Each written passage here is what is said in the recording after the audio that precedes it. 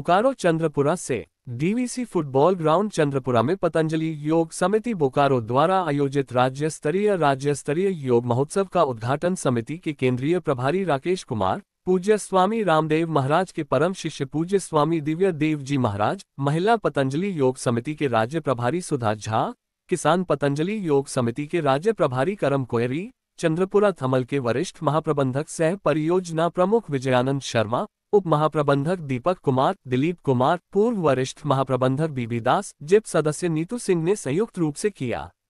राज्य स्तरीय योग महोत्सव को हरिद्वार से ऑनलाइन पूज्य स्वामी रामदेव महाराज जी ने झारखंड वासियों को आशीर्वाद देते हुए कहा कि योग करना और कराना परम धर्म है। आज देश में 200 करोड़ लोग योग को फॉलो कर रहे हैं। उन्होंने कहा कि बहुत जल्द झारखंड आएंगे।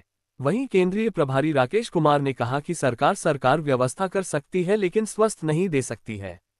जो साधक योग विज्ञान से नहीं जुड़े हैं उसे आय के 30 से 40% रुपया दवाई में पैसा खर्च हो रहा है। उन्होंने कहा कि कोरोना लैब में बनाई गई थी। जो साधक योग कर रहे थे उन्हें कोरोना हुआ भी तो मामूली सर्दी खांसी की तरह छू करके निकल गया। उन्होंने कहा कि भारत में अकेले 5 लाख करोड़ की लागत से वैक्सीन और दवाई बेची गई थी। कोरोना कोई बीमारी नहीं थी। कोरोना जैसे वायरस हजारों सालों से आता रहा है। कोलेस्ट्रॉल भी लैब में बनाई गई है। बड़ी बड़ी फार्मा कंपनी अमेरिका, स्विट्जरलैंड और जर्मनी की है। उसी देश में सबसे अधिक हार्ट अटैक हो रही है। योग साधक गिलोय और तुलसी से बुखार, खांसी ठीक कर रहे हैं। उन्होंने सभी योग साधकों को बंद योग कक्षा को चालू करना, नई योग कक्षा शुरू करने का निर्देश दिया। वहीं चंद्रपुरा थमल के वरिष्ठ महाप्रबंधक सह परियोजना प्रधान विजयानंद शर्मा ने योग के महत्ता पर प्रकाश डालते हुए कहा कि योग का मतलब अपने मन, शरीर एवं वातावरण को एक साथ जोड़ना। कार्यक्रम की अध्यक्षता जिला प्रभारी श्यामदेव प्रसाद व संचालन राज्य प्रभारी रामजीवन पांडेय ने किया, जबकि धन्यवाद ज्ञापन राज्य कार्यकारिणी सदस्य रविंद्र नाथ सिंह ने किया। चंद्रपुरा प्रखंड के तिलो कमल महतो व उनकी टीम द्वारा भारत माता की आकर्षक झांकी का प्रदर्शन किया गया।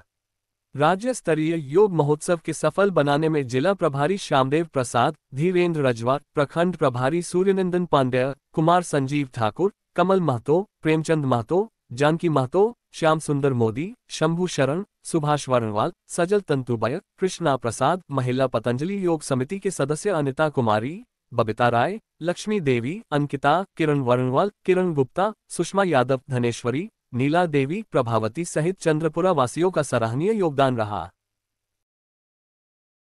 प्रेम की गंगा बहाते चलो,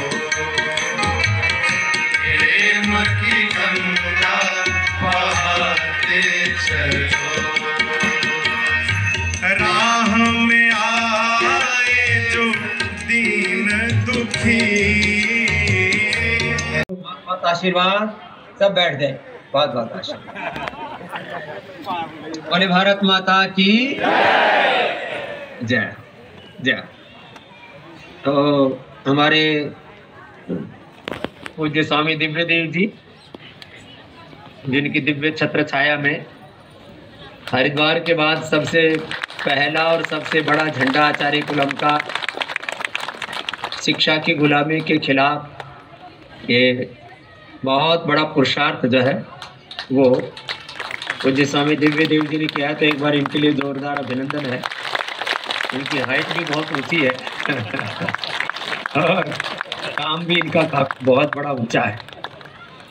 भाई राकेश जी जो हमारे ही प्रतिरूप होकर के, अपने गुरु के ही विग्रहवान रूप होकर के और निष्पुरुषार्थ करते हैं। सोशल मीडिया से लेकर के अपने से, यूट्यूब से, लेकिन क्या इसके बावजूद हम स्वस्थ हैं? हम अपने दादाजी जितने स्वस्थ हैं क्या? हम अपने पिताजी जितने स्वस्थ हैं?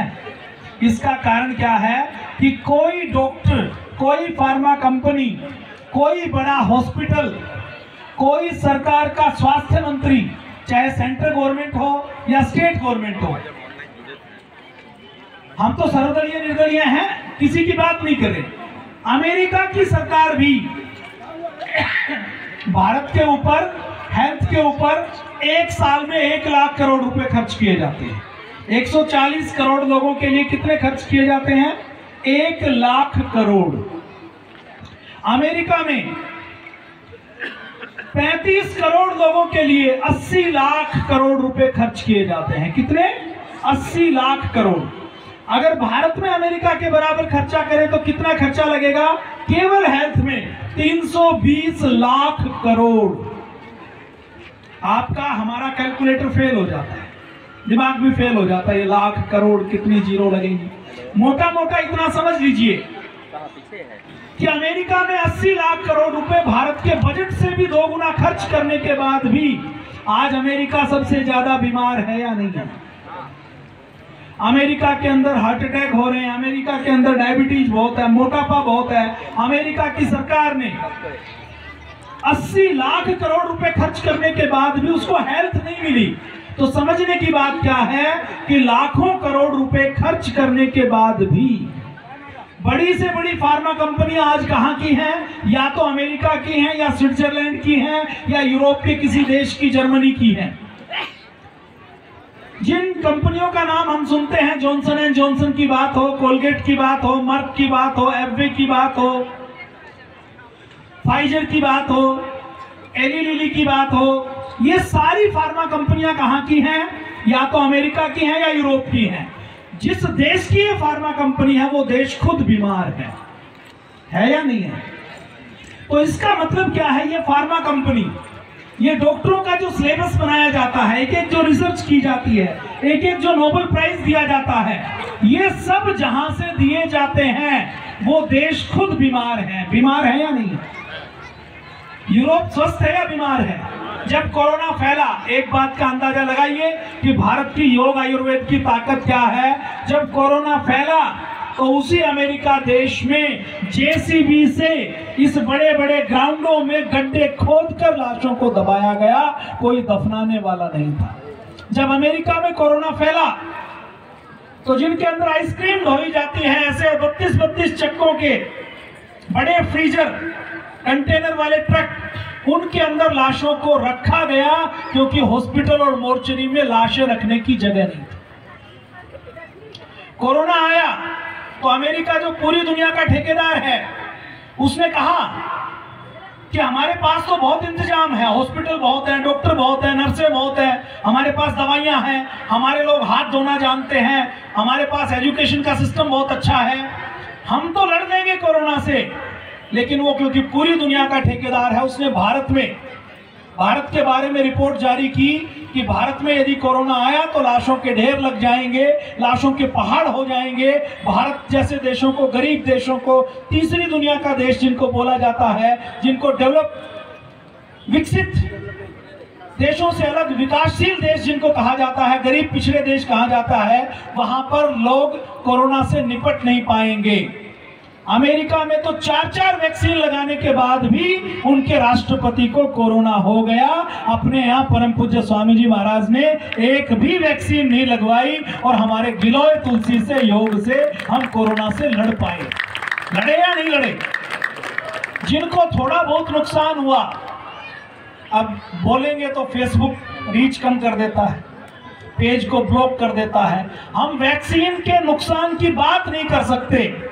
आज आपने देखा होगा चलते चलते हार्ट अटैक हो रहे हैं, मंच के ऊपर बोलते बोलते, फेरे लेते लेते, जिम में एक्सरसाइज करते करते, छोटे छोटे 20-20 साल के बच्चों को हार्ट अटैक हो रहे हैं। ये कभी पहले तो अपने भारत में नहीं होते। ये जो हार्ट अटैक हो रहे हैं, ये जो कोरोना जैसी बीमारियां आ रही हैं, ये जो हर घर में, आप खाना खाएं ना खाएं, आप 5 किलो आटे की थैली घर में लाएं ना लाएं, लेकिन आपको बीपी की दवा लेकर आनी है, आपको डायबिटीज की दवा लेकर आनी है, आपको थायराइड की दवा लेकर आनी है, आपको दमा अस्थमा का इनहेलर लेकर आना है। विटामिन डी, विटामिन B12 कम है तो आपको कोई ना कोई मल्टी विटामिन लेकर आनी है। आपके हर घर में आज दवाइयों का खर्च जो 50 साल पहले बिल्कुल नहीं होता था, आज आपकी आय का 30 से 40%, आपकी कमाई का 40% दवाई में जाता है या नहीं जाता? आप तो सब योगी बैठे हैं, आपका नहीं जाता होगा, लेकिन जो लोग योग आयुर्वेद से नहीं जुड़े हैं उनका इतना हिस्सा जाता है।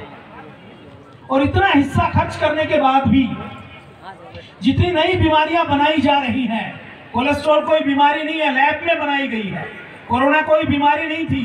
कोरोना जैसे वायरस तो हजारों सालों से आते रहे हैं। हमारा जो शरीर है, हमारा जो जीनोम है, वो अलग अलग बैक्टीरिया से बना हुआ है। हमारा शरीर खुद अपना नहीं है। हमारी कोशिकाएं, बहुत से शरीर का बड़ा हिस्सा, हमारी मूल कोशिकाएं तो बहुत कम है, हमारा 50, 60, 70% तक हिस्सा बाहर के बैक्टीरिया से बना हुआ है। हम लाखों सालों से यदि जीवित हैं तो बैक्टीरिया और वायरस के बीच में जीवित हैं।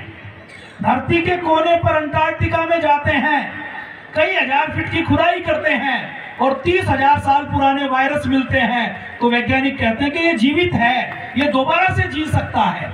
वायरस, बैक्टीरिया, जिनको पैथोजेंस बोलते हैं, सूक्ष्मजीवी बोलते हैं, ये जब हम आए थे हमसे पहले धरती पर थे। हम खत्म हो सकते हैं, ये खत्म होने वाले नहीं हैं। भगवान ने हमें इनके साथ जीने वाला बनाया है।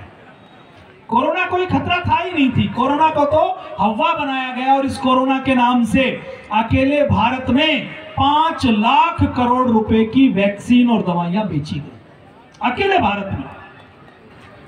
लैब में बनाई गई बीमारी थी। जब कोरोना आया तो सबको कहा कि हाथ मिलाना बंद कर दो, बाहर निकलना बंद कर दो। सबको कोरोना हुआ या नहीं हुआ? सबको कोरोना हुआ। जिसने गिलोय तुलसी पी उसका कोरोना खांसी और जुकाम की तरह निकल गया। और जिसकी इम्यूनिटी कमजोर थी, जो योग नहीं करता था, जिसने गिलोय तुलसी नहीं ली और जो हॉस्पिटल में चला गया, वो जिंदा वापस नहीं आया। डॉक्टर अच्छे हैं, हम कोई डॉक्टरों के विरोधी नहीं है, लेकिन डॉक्टर कठपुतली बना हुआ है। डॉक्टर सिलेबस में क्या पढ़ेगा ये फार्मा कंपनी तय करती है। डॉक्टर का कलम चलेगा तो डॉक्टर की जो दवाई लिखी जाएगी वो कौन? डॉक्टर 12वीं करने के बाद जो क्रीम बच्चा होता है उसको एमबीबीएस में एडमिशन मिलता है। उसमें भी जो क्रीम बच्चा होता है उसको एमडी करवाई जाती है। उस एमबीबीएस एमडी के क्रीम बच्चे को दवाई क्या लिखनी है ये कमीशन खाकर बताने का काम 12वीं फेल व्यक्ति करता है कि नहीं करता? डॉक्टर दवा लिखता है, वो कोर्स में पढ़ी हुई नहीं लिखता। फार्मा कंपनी जो अपना रिप्रेजेंटेटिव भेजते हैं उसकी लिखी हुई दवा, वो जो बताता है कि ये लिखनी है, वो दवा लिखता है। और देखिए, ये जितनी कोलेस्ट्रॉल है ये लैब में बनाई हुई दवा है। बीपी की रेंज कम ज्यादा हो जाती है, और रेंज कम करने वाले WHO के अंदर जो एक्सपर्ट कमेटी में लोग कौन होते हैं? वो वही होते हैं जो कंपनियां बीपी की दवा बनाती हैं। डायबिटीज की रेंज को कम ज्यादा कर दिया जाता है कि 120 अगर डायबिटीज रहेगी नॉर्मल तो 10 करोड़ मरीज हैं। 120 की जगह घटाकर 110 कर दो तो रातों रात 120 करोड़, 10 की जगह 20 करोड़ लोग दवा खाएंगे, दवा की बिक्री डबल हो जाएगी। तो सारा तंत्र